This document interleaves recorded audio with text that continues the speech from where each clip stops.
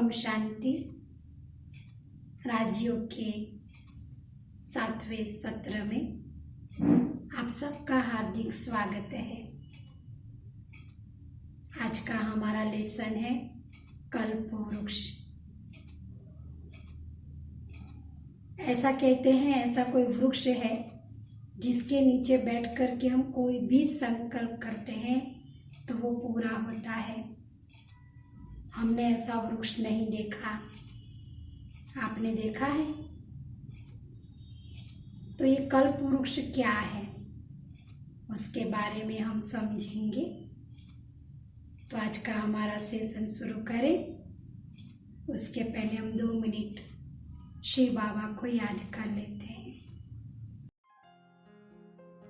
सफल कर लो सांसें अपनी,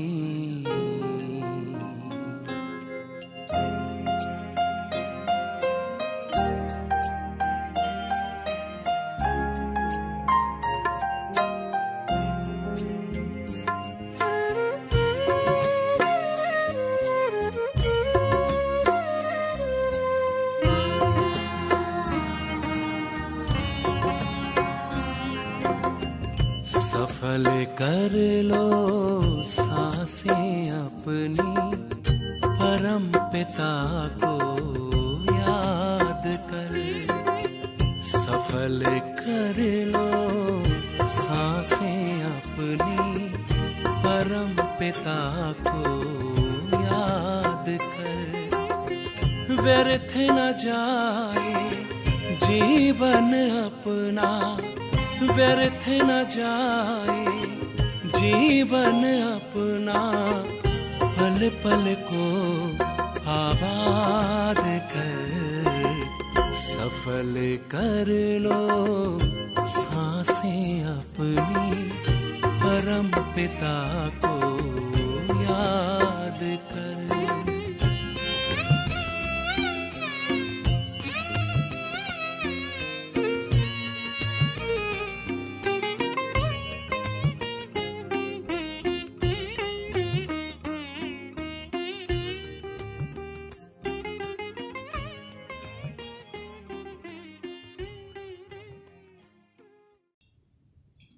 ओम शांति।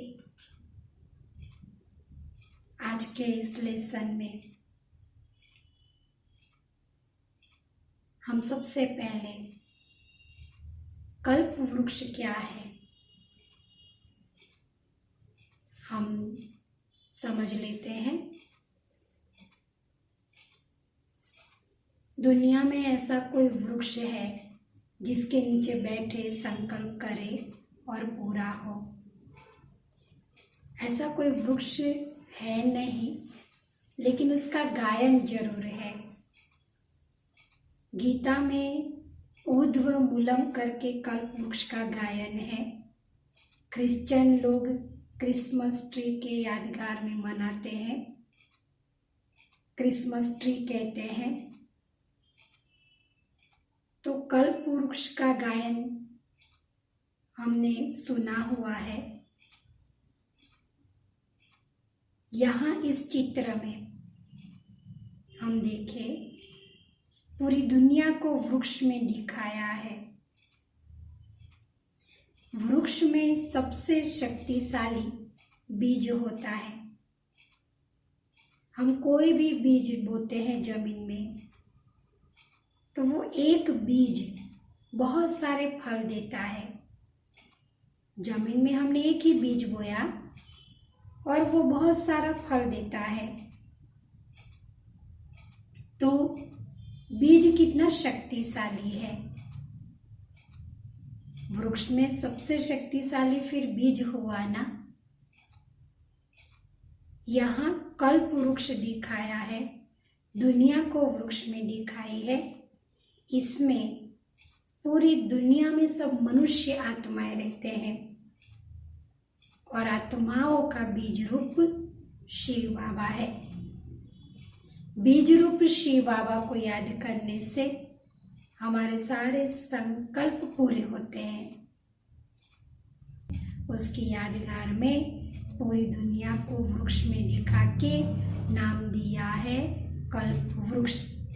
बीज हमेशा जमीन में रहता है, लेकिन हमारा बीज शिव बाबा ऊपर रहते हैं, इसलिए ये वृक्ष उल्टा लटक रहा है। और आज हम इस वृक्ष को समझेंगे। हमने बीज के बारे में समझ लिया। अभी देखो रूट में ब्राह्मण आत्माओं का चित्र है, क्योंकि पूरे वृक्ष का आधार रूट के ऊपर होता है। रूट मजबूत है तो वृक्ष मजबूत है। तो रूट में ब्राह्मण आत्माएं क्यों है? क्योंकि यही आत्माएं पूरे वृक्ष के आधार मूर्त है। जैसे हमने सीढ़ी के लेसन में समझा, सतयुग से जन्म लेते लेते कलयुग के एंड तक आए हैं, पूरे 84 जन्म लिए हैं। वो जो आत्माएं हैं, आधार मूर्त आत्माएं, वो आत्माएं सतयुग में है तो सब कुछ अच्छा है, क्योंकि वो सब अच्छे हैं। आत्मा पावरफुल है, सतो प्रधान है, प्रकृति भी सतो प्रधान है। वहाँ के रहने वाले पंखी, जानवर, पक्षी सब सतो प्रधान है। जन्म लेते लेते डाउन हो गए तो उनकी असर प्रकृति को भी हुई और जानवरों को भी हुई। तो हमारा चित्र इसीलिए है क्योंकि हम ही भविष्य के देवी देवता है। सतयुग में थे, जन्म लेते लेते हम यहाँ नीचे आ गए। हम ही पूरे वृक्ष के आधार मूर्त हैं। दूसरा रूट का काम है जमीन से खुराक निकालना और पत्ते पत्ते तक पहुँचाना। तो हम पत्ते पत्ते रूपी दुनिया में जितनी आत्माएं हैं उनको ज्ञान का भोजन देते हैं। आत्मा को जो ज्ञान मिल रहा है ये आत्मा का भोजन है। तो हम सब आत्माओं को ज्ञान रूपी भोजन दे रहे हैं, इसीलिए रूट में हमारा चित्र है।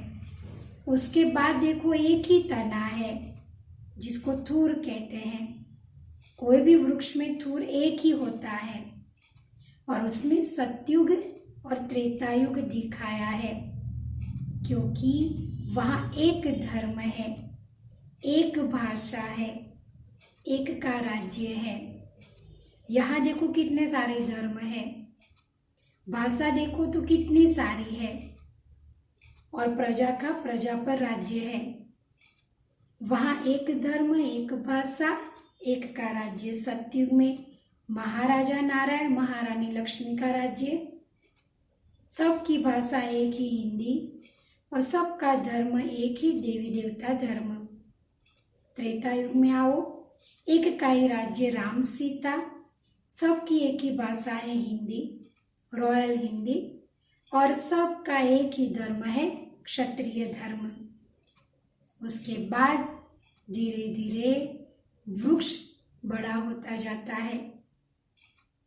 तो हमें मालूम है कि कोई भी वृक्ष में देखो तो मुख्य 3-4 डालियां होती है, जो मोटी मोटी डालियां होती है। फिर डाली में से डाली, डाली में से डाली, और ऐसे वृक्ष घटादार हो जाता है।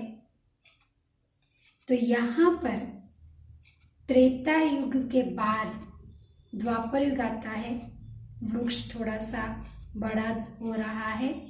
मुख्य 4 धर्म की 4 डाली निकली। इस्लाम धर्म स्थापन हुआ इब्राहिम द्वारा, क्रिश्चियन धर्म स्थापन हुआ क्राइस्ट द्वारा, बुद्ध द्वारा बौद्ध धर्म, और गुरु नानक जी द्वारा सिख धर्म। 4 धर्म की 4 डालियां निकली। फिर कल भी हमने देखा था, समझा था, धर्म पिताएं चले गए और एक धर्म के 2-2 भाग होने लगे। तो यहाँ एक एक धर्म की एक एक डाली निकली, मुख्य 4 डालियाँ। फिर एक धर्म में से दो दो डालियां निकलना शुरू हुई। तो जैसे इस्लाम धर्म में है शिया और सुन्नी, हीन यान महायान बौद्ध धर्म में, कैथोलिक प्रोटेस्टेंट क्रिश्चियन धर्म में, एक धर्म के दो दो भाग, दो दो डालियां, ऐसे करते करते वृक्ष और बड़ा होता जा रहा है और डालियां निकलना शुरू हुई और नए नए धर्म और नए नए मठ, नए नए पंथ, कलयुग आया, नए नए पंथ, और ऐसे करते करते ये वृक्ष पूरा घटादार हो गया। अब ये वृक्ष की आयु कितनी कह सकते हैं? 5000 वर्ष। 5000 वर्ष हुआ, ये वृक्ष पूरा घटादार हो गया। ये वृक्ष अब गिरने की तैयारी करता है, लेकिन ये वृक्ष गिरे उसके पहले शिव बाबा आ जाते हैं और हम बच्चों के द्वारा कलम लगा देते हैं। वृक्ष गिरना मतलब सारी दुनिया खत्म हो जानी। सारी दुनिया खत्म नहीं होती है। भारत भगवान की जन्मभूमि है। भारत भगवान की कर्म भूमि है। भगवान भारत में आते हैं। भारत अविनाशी खंड है। भारत का विनाश नहीं है। तो भारत विनाश नहीं होता तो हम ये नहीं कह सकते ना कि पूरी दुनिया खत्म हो जाती है। भारत तो रह जाता है। अब दुनिया वाले कई लोग सुनाते हैं कि आदम और बीवी, एडम और ईव आए और उससे धीरे धीरे धीरे दुनिया वृद्धि को पाई और आज ये इतनी घटादार दुनिया हो गई, इतनी आदमशुमारी बढ़ गई। लेकिन यहाँ परमात्मा पिता कहते हैं पूरी दुनिया खत्म नहीं होती।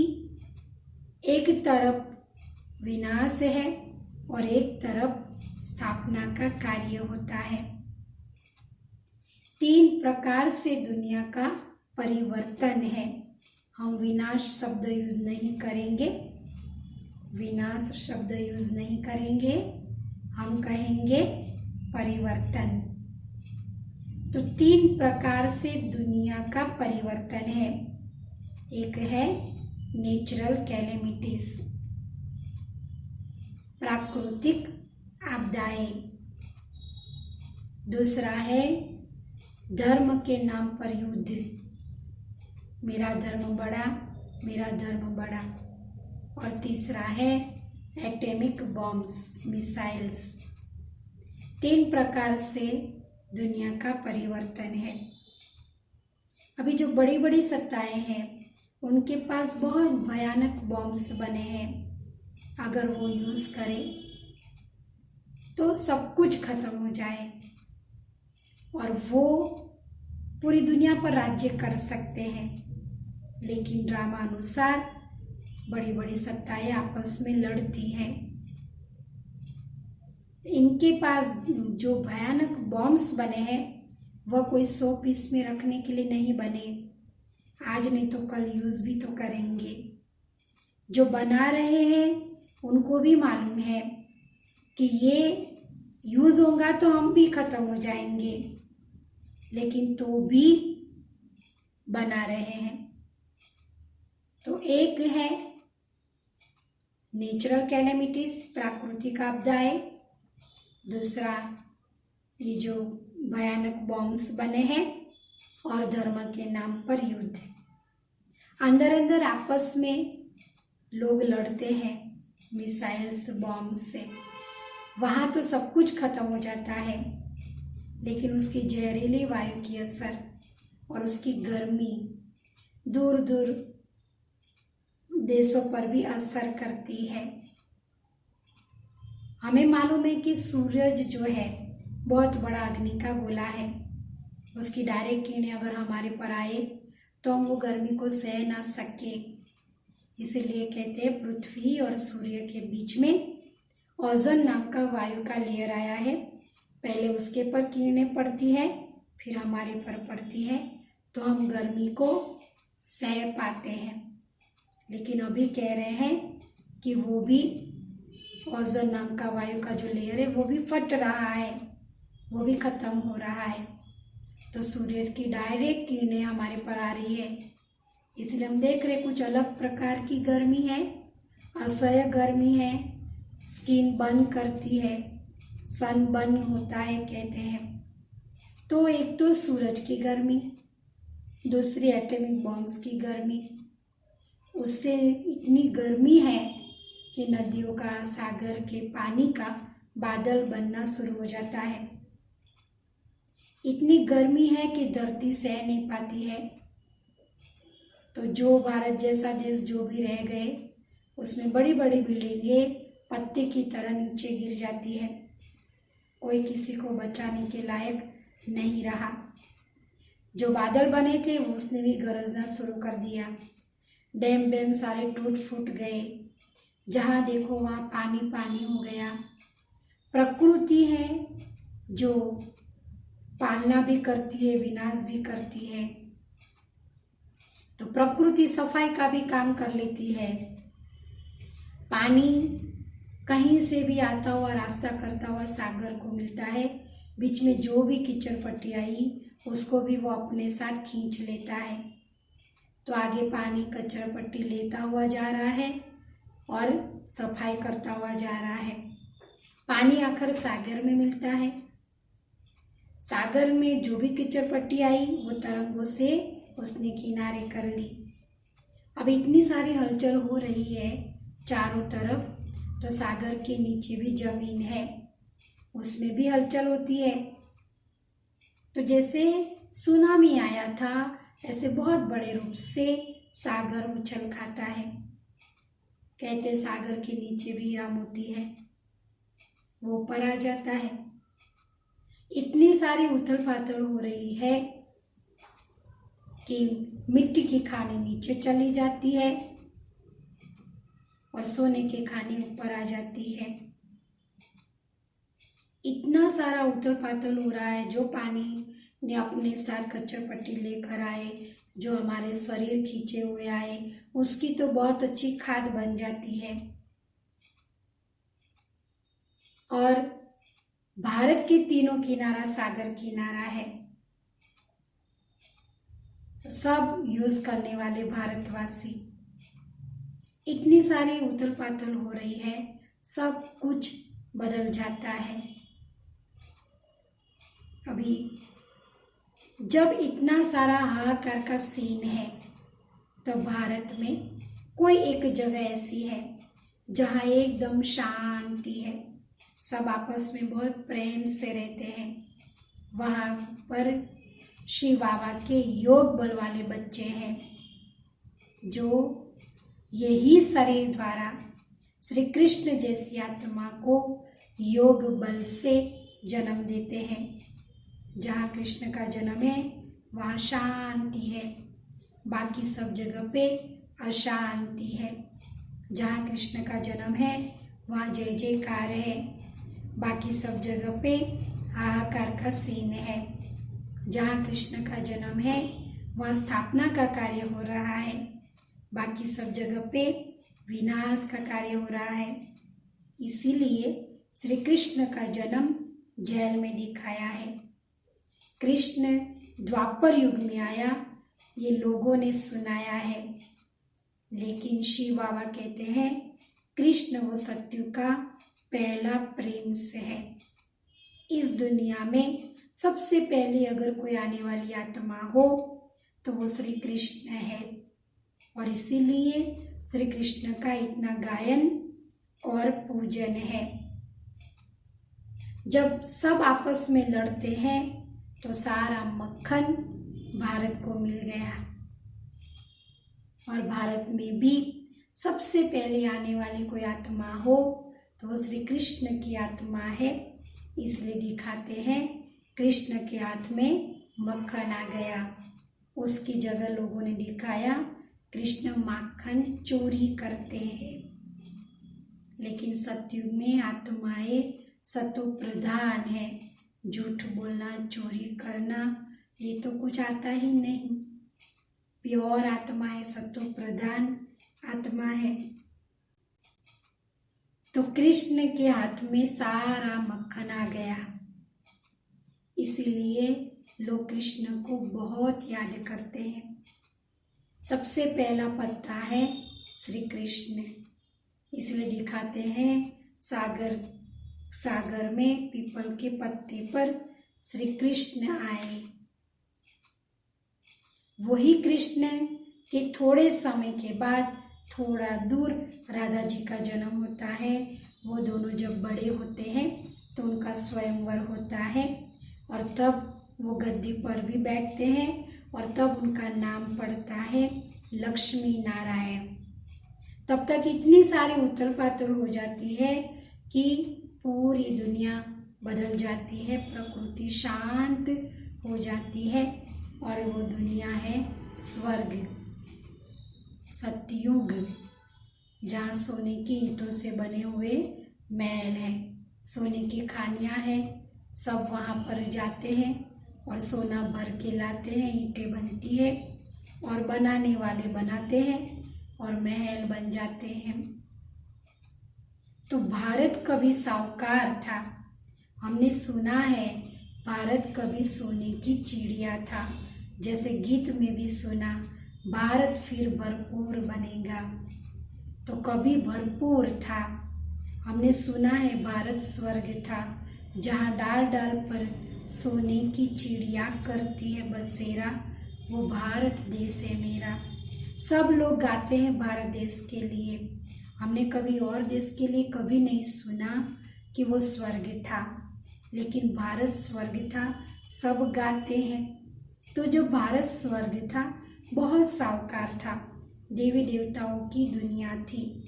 तो भारत तो स्वर्ग था, मतलब बहुत पैसा और साहूकार था। तो अभी कहते हैं गरीब देश, तो कहते हैं भारत।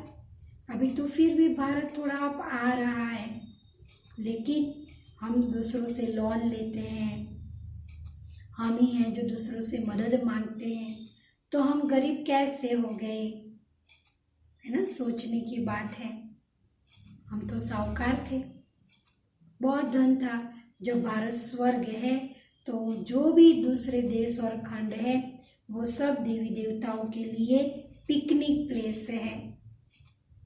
सिर्फ भारत है, पूरी दुनिया में सिर्फ भारत है और भारत का मैप कुछ और है।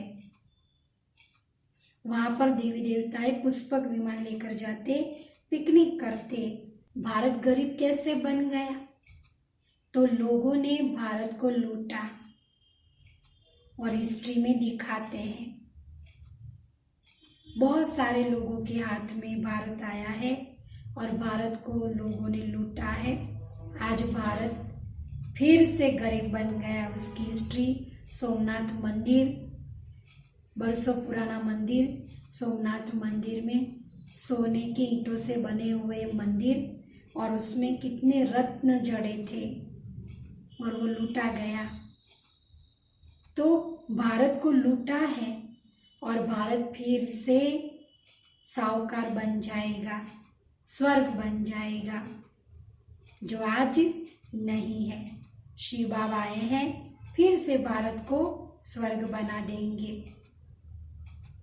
तो ऐसे दुनिया बदल जाती है और फिर से भारत स्वर्ग बन जाता है। हमारे 7 दिन के लेसन यहाँ पूरे हुए। हमने आज कल्पवृक्ष के बारे में भी समझ लिया। 7 दिन के लेसन में हमने अलग अलग मिठाइयाँ रोज खाई, है ना। हमने रोज एक ज्ञान जो है वो आत्मा का भोजन है। हमने रोज अलग अलग बातें समझी और अलग अलग मिठाइयाँ खाई। लेकिन जैसे शरीर को रोज भोजन चाहिए, ऐसे आत्मा को भी रोज ज्ञान चाहिए। ज्ञान आत्मा का भोजन है, तो रोज हमें मिलना चाहिए। हम इतने डाउन हो चुके हैं कि हम कहते हैं एक प्रकार से बिगड़ गए हैं। अब हमें चेंज होना है। अब हमें देवी गुण वाला मनुष्य देवता बनना है, अब हमें सुधर जाना है। तो हम अब ये समझे कि आत्मा को रोज ज्ञान चाहिए चाहिए, तभी हम चेंज हो सकते हैं, बदल सकते हैं। तो उसके लिए हम आपको और आगे बताते हैं क्या करना है। तो रोज हमें शिव बाबा के महावाक्य सुनने हैं। जो 7 दिन आपने जो किए वो बेसिक नॉलेज थी, हमने बेसिक समझ लिया। अब हमें शिव बाबा के महावाक्य सुनने हैं, जिसको हम मुरली कहते हैं। बाबा के महावाक्य जिसको मुरली कहते हैं। जब शिव बाबा ब्रह्मा बाबा के मुख से जो महावाक्य बोलते थे वो लिखा रहता था, लिखा जाता था, और वही बाबा के महावाक्यों से हमारे पास अब उससे बाई पोस्ट छप करके 2 पेज में बाबा के महावाक्य आते हैं। भारत के हर एक सेंटर पर इन एडवांस 10-10 दिन का बंच पहुंच जाता है, जिसको हम मुरली कहते हैं। शिव बाबा के महावाक्य मुरली। दूसरी बात है कि ये जो मुरली है ये हम ब्राह्मणों का सांस है, सांस के बिगर नहीं जी सकते, तो मुरली बिगर भी हम नहीं रह सकते। मुरली का गायन है कृष्ण के साथ। कहते हैं श्री कृष्ण मुरली बजाते हैं और गोप गोपियां घेली हो जाती है। सतयुग में सबसे पहला प्रिंस सतो प्रधान आत्मा श्री कृष्ण है, उनको वहां मुरली बजाने की जरूरत नहीं। और मानो अगर वो रत्न जड़ित मुरली बजाते भी है तो वहां कोई गोप गोपियां नहीं। गोप और गोपी ये संस्कृत शब्द है। गो माना इंद्रिया और पी माना पीने वाला। जिसने अपनी इंद्रियों को पी लिया, जिसने अपनी कर्मेंद्रियों को वश में कर लिया, वो भाइयों को गोप कहते हैं और बहनों को गोपी कहते हैं। तो हम शिव बाबा के बच्चे हैं, जो योग बल से हम अपनी कर्मेंद्रियों को वश में करते हैं। तो हम ही गोप और गोपिया है। हमारा हेडक्वार्टर माउंट आबू, जहाँ पर शिव बाबा दादा के मुख से जो महावाक्य बोलते हैं उसी को ही मुरली कहते हैं। और ये मुरली के दीवाने हम गोप और गोपिया हैं। मुरली के बिना हमें चैन नहीं आता। मुरली हमारा सांस है। मुरली है हमें शिव बाबा के द्वारा मिला हुआ लव लेटर। बाबा का प्यार, कैसा प्यार, वो प्यार का सागर है। तो उनका प्यार कैसा हम मुरली से फील करते हैं, उनको हम समझ पाते हैं। जैसे बताते हैं ना कि कोई बेटा है दूर पढ़ने गया है, अभी के समय में मोबाइल है, पहले तो मोबाइल ऐसे साधन नहीं थे, तो पापा का लेटर जाता था 15 दिन के बाद ही सही मिलता था लेटर। तो लेटर में भावनाएं रहती थी। तो अभी तो सेकंड सेकंड में बात कर लेते, कहाँ पहुंचे कहाँ हो। लेकिन तब मुरली लेटर जाता था, है ना। तो कहने का मतलब है उसमें एक भावना भी रहती थी। तो यहाँ पर ये लेटर मिल रहा है हमें शिव बाबा के द्वारा, और शिव बाबा के दिल के भावों को हम उनके शब्दों से फील करते हैं। मैं उनका बच्चा हूँ, उनको मेरे प्रति क्या आस है, वो मुझे क्या कहना चाहते हैं, उनका प्यार कैसा प्यार है, वो सुख का सागर तो उनका सुख कैसा, ये हम उनके शब्दों से फील करते हैं। तो ये मुरली है जो हमें और बाबा को बांधने का माध्यम है। अगर आप ऐसे सोचे कि हमें सब कुछ पता चल गया और हम घर बैठे मेडिटेशन कर लेंगे और मुरली सुन लेंगे, अच्छी बात है, मुरली हमने सुन ली, लेकिन सेंटर में आना वो भी एक क्लास है, क्लास की फीलिंग देता है। तो यहाँ पर जो आप यहाँ आए, ब्रह्मा कुमारी के 7 दिन के लेसन आपने किए, समझा, तो ये एक संस्था सब बोलते हैं, लेकिन वास्तव में ये एक यूनिवर्सिटी है, ये पाठशाला है, ये स्कूल है। और स्कूल में हमेशा लक्ष्य होता है और पढ़ाई होती है, पढ़ना होता है ना। तो यहाँ पर भी हमें पढ़ना है।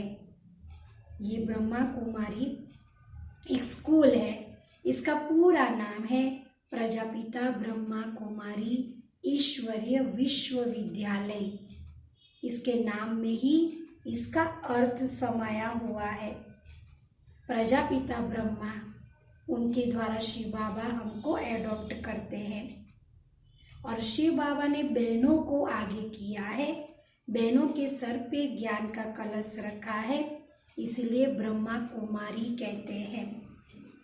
प्रजापिता ब्रह्मा कुमारी हमारे जैसे भाई भी है, सरेंडर है, लेकिन भाई बहनों को पूछ के ही कार्य करते हैं और बहनें भगवान के इशारों से ही कार्य करती है। भगवान ने बहनों को आगे किया है, इसीलिए ब्रह्मा कुमारी कहते हैं।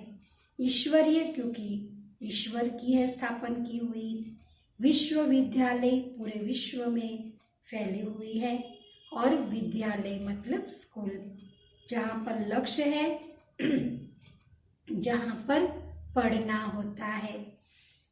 तो ये स्कूल है, यहाँ लक्ष्य है, हम लक्ष्मी नारायण जैसा बने।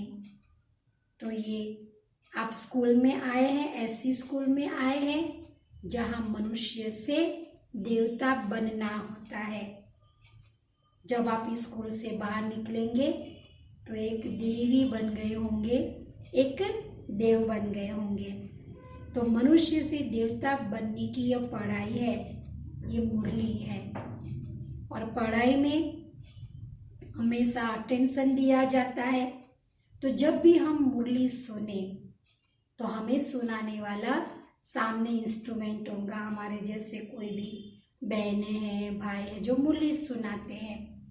लेकिन हम जब भी मुरली सुने तो शिव बाबा मुझे क्या कह रहे हैं, ये नशे से हमें मुरली को सुनना है, मुरली के ऊपर हमें अटेंशन देना है, तभी हमारे जीवन में धारण होती है। जैसे वो स्कूल में होता है, रेगुलर स्कूल में स्टूडेंट आया है, रजिस्टर अच्छा है, तो उसको टीचर खुश हो करके अगर रिजल्ट फेल आया तो भी कृपा गुण दे देते हैं ना, बुद्धि से थोड़े डल है लेकिन रजिस्टर अच्छा है। ऐसे अगर हम रेगुलर पढ़ाई पढ़ते हैं तो अंत समय में हमको इसके मार्क्स भी मिल जाते हैं। तो मुरली हमें कभी मिस नहीं करनी है। मुरली ये हमें आगे बढ़ाती है, मुरली हमारी पढ़ाई है, मुरली से हम बाबा को फील कर सकते हैं। मुरली क्लास 1 घंटे का होता है। आप कोई भी सेंटर पर जाए, 1 घंटे का क्लास का टाइम होता है। गांव में थोड़ा जल्दी क्लास का टाइम होता है क्योंकि सबको बाद में खेत में जल्दी सुबह में जाना होता है। बाकी रूटीन में आबू में हमारा 7 से 8 का क्लास का टाइम है। सबका अपना अपना क्लास का टाइम, लेकिन 1 घंटा क्लास का टाइम रहता है।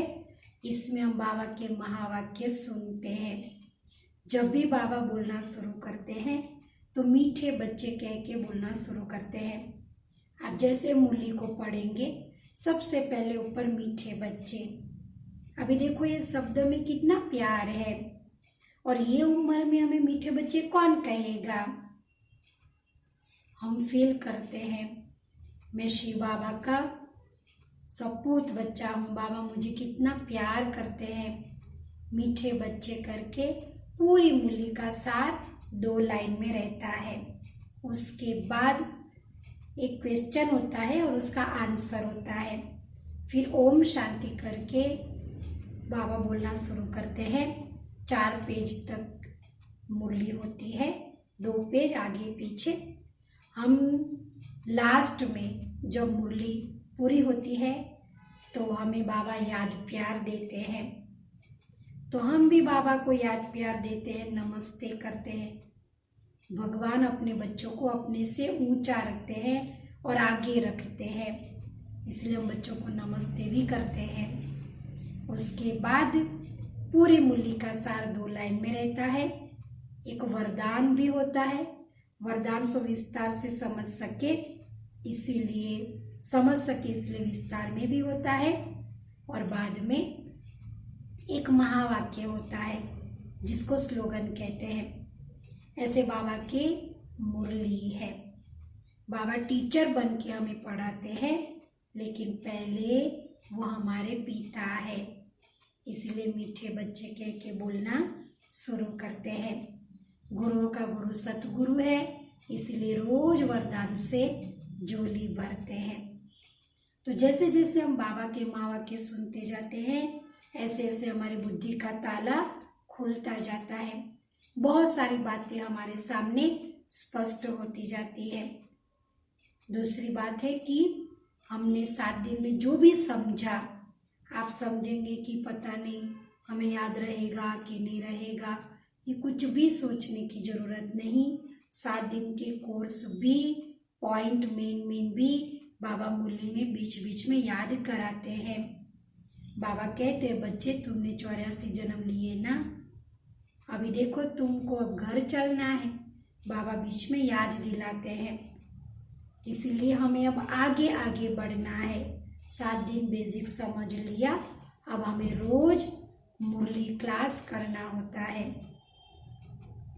हर संडे को जो मुरली है वो अव्यक्त वाणी होती है और मंडे टू सैटरडे साकार वाणी होती है। ब्रह्मा बाबा जब साकार में थे तब उनके मुख से जो बोले हुए महावाक्य है उसको हम साकार वाणी कहते हैं। ब्रह्मा बाबा ने 69 में शरीर छोड़ दिया और हमारी गुलजार दादी को भगवान ने अपना रथ बनाए। हमारी गुलजार दादी जिनके तन में भगवान आते हैं, वो दादी बहुत जन्मों से पवित्र है और भगवान इसीलिए उनके तन में प्रवेश करते हैं।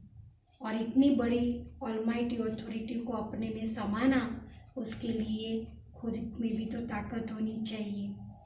तो हमारी दादी के तन में आकर के शिव बाबा बोलते हैं, ब्रह्मा बाबा के अव्यक्त होने के बाद 69 के बाद के जो महावाक्य है उसको हम अव्यक्त वाणी कहते हैं। हर संडे अव्यक्त वाणी और मंडे टू सैटरडे साकार वाणी, एक भी दिन छुट्टी नहीं रहती। रेगुलर क्लास चलते हैं सेंटर पर। कोई भी त्योहार होता है, त्योहार हम एकदम ज्ञान सहित मनाते हैं और अर्थ सहित मनाते हैं, लेकिन क्लास तो जरूर रहता है। तो आप सब सेंटर पर, नज़दीक के सेंटर पर जाइएगा और मुरली क्लास जरूर करिएगा। बाबा के साथ का अनुभव करें और जितना हो सके पढ़ाई पर अटेंशन दें। जितना अच्छे से पढ़ेंगे उतना हम उच्च पद पा लेंगे। ओम शांति।